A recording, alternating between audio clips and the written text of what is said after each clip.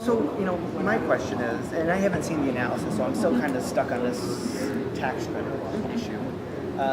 What happens if everyone, hypothetically does move out? Is it less strain on the system?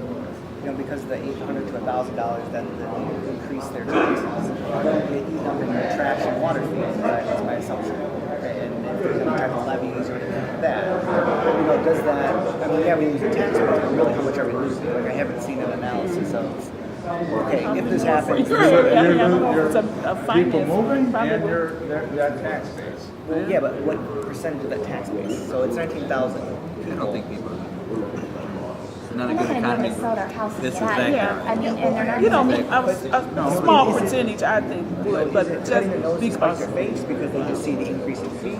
Granted, is it fair that they get double banged on?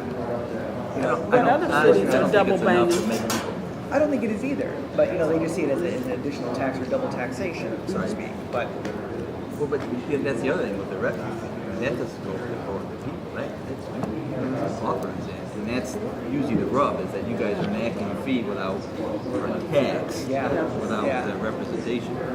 Look at the fee, right? Tax credit be the same way. That's not going to take a vote of That's true. That's true. I mean, it's a no-win situation. But if we don't do either one of those, this doesn't get balanced. What are the consequences? And there are some people that knew what they were doing when they purchased a home in Toledo, so they could take advantage of the lower taxes. And then some people are just victims of circumstances. Teachers, construction individuals, people who were just laid off and found employment outside of the area, but they still weren't able to sell their home, so they're still kind of stuck with doing both. So how do you balance that out? And that's kind of where I'm at. I haven't made a decision one way or the other.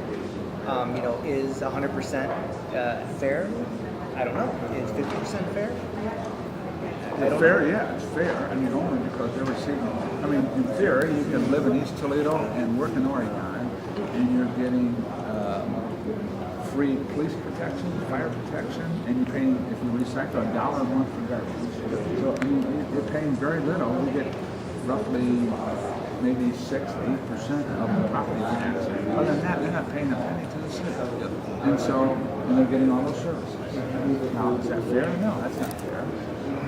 See, that's a good point.